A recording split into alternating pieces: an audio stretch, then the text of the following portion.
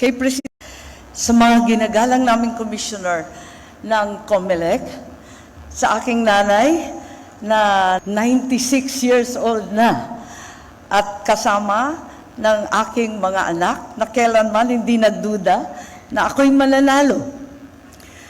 Kay Presidente Duterte, ang ating dating Pangulo, na Oktubre pa lamang itinaas na ang aking kamay, at sa kanyang anak na hanggang sa huling sandali si VP Inday Sara ay ako'y kinakampanya. Sa inyong lahat ang tagumpay na ito, kahit gaano kailap at kahirap, ay isang katibayan na kapag ikaw ay nanindigan para sa tama, mananalo ka.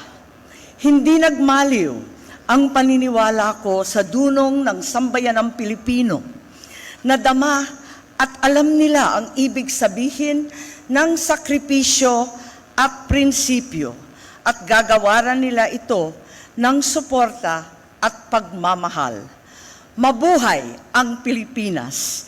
Ikinararangal kong maging ika-12 sa listahan ang tumapos sa lahat na ito. Salamat sa inyong lahat.